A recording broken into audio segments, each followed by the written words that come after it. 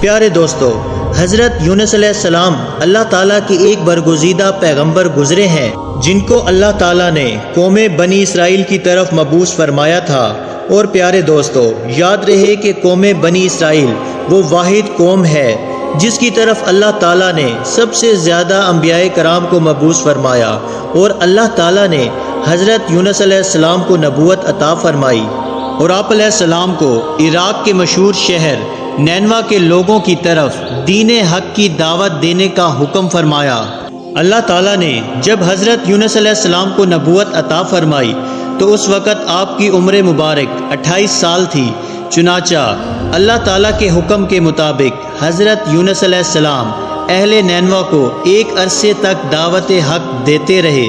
اور انہیں اللہ تعالیٰ کی وحدانیت کی طرف بلاتے رہے، لیکن اہل نینوا نے آپ کی بات پر کوئی کان نہ دھرا اور وہ اسی طرح اپنے گناہوں اور برائیوں کے اندر مبتلا رہے۔ لیکن اس کے باوجود بھی حضرت یونس علیہ السلام اپنی قوم کو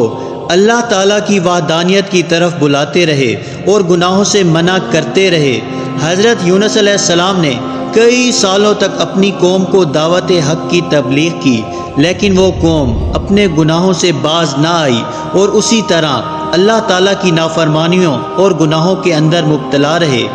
اہل نینوا کی اس مسلسل سرکشی اور مخالفت نے حضرت یونس علیہ السلام کو دل برداشتہ کر دیا، اور حضرت یونس علیہ السلام اپنی قوم کی نافرمانیوں کو دیکھ کر ان سے سخت ناراض ہوئے اور ان کے لیے اللہ تعالیٰ سے عذاب الہی کی بد دعا کر کے اس بستی سے روانہ ہو گئے۔ اور پھر جب آپ اپنی قوم کے لیے بد دعا کرنے کے بعد اس بستی سے باہر نکلے تو چلتے چلتے دریائے فرات کے کنارے پر پہنچ گئے، اور وہاں آپ کو مسافروں سے بھری ہوئی ایک کشتی نظر آئی جو جانے کے لیے تیار تھی۔ چنانچہ آپ علیہ السلام بھی اس کشتی میں سوار ہو گئے۔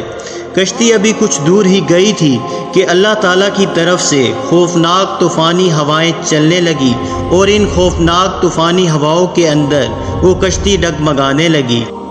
چنانچہ ان طوفانی ہواؤں کے اندر کشتی کے ڈوبنے کا خطرہ مزید بڑھ گیا، تو اس وقت تمام ملاحوں نے اپنے عقیدے کے مطابق کہا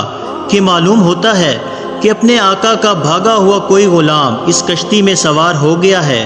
چنانچہ جب تک اس غلام کو کشتی سے باہر نہ نکال دیا جائے تب تک اس مصیبت سے نجات حاصل نہیں ہو سکتی۔ چنانچہ ملاحوں کی یہ بات سن کر حضرت یونس علیہ السلام نے دل ہی میں یہ خیال کیا کہ میں نے اللہ تعالیٰ کی وحی کا انتظار کیے بغیر ہی اپنی قوم کے لیے بد دعا کی اور وہاں سے چلا آیا، اور شاید اللہ تعالیٰ کو میرا یہ عمل پسند نہ ہو، اور اس وجہ سے یہ آثار نمودار ہوئے ہیں۔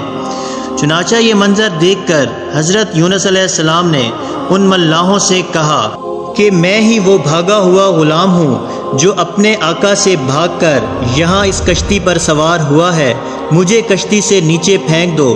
تاکہ یہ طوفان رک جائے۔ مگر کشتی میں سوار تمام مسافر اور ملاح آپ کے بارے میں خوب جانتے تھے اور آپ کو ایک نیک انسان سمجھتے تھے، اور وہ تمام لوگ آپ کی شرافت سے خوب واقف تھے۔ اس کے بعد یہ طے پایا کہ قراندازی کی جائے گی، جس کا نام قراندازی میں نکلے گا اس کو کشتی سے باہر پھینک دیا جائے گا۔ چنانچہ سب کی رائے کے مطابق قراندازی کی گئی، اور پہلی ہی دفعہ میں حضرت یونس علیہ السلام کا نام نکل آیا، لیکن اس کے باوجود بھی تمام ملاحوں اور مسافروں کو یقین نہ آیا۔ اور پھر اس کے بعد دوسری اور تیسری بار بھی قراندازی کی گئی، مگر ہر بار حضرت یونس علیہ السلام کا نام ہی نکلتا۔ چنانچہ اس طرح مسافر اور ملاح اس بات پر مجبور ہو گئے کہ وہ حضرت یونس علیہ السلام کو کشتی سے نکال دیں۔ ابھی وہ یہ سب سوچ ہی رہے تھے کہ حضرت یونس علیہ السلام نے خود ہی کشتی سے چھلانگ لگا دی، تو اس وقت اللہ تعالیٰ نے ایک بہت بڑی مچھلی کو حکم دیا، تو اس مچھلی نے آپ علیہ السلام کو زندہ ہی نگل لیا، اور اللہ تعالیٰ کے حکم سے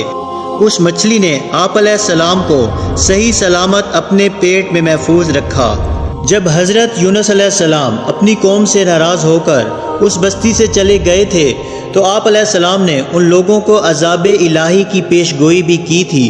لیکن ان لوگوں کو حضرت یونس علیہ السلام کی کسی بات پر کوئی یقین نہ آیا۔ وہ لوگ کہا کرتے تھے کہ حضرت یونس علیہ السلام تو کہتے تھے کہ اللہ تعالیٰ کا عذاب آئے گا، لیکن اب تک تو کوئی عذاب نہ آیا،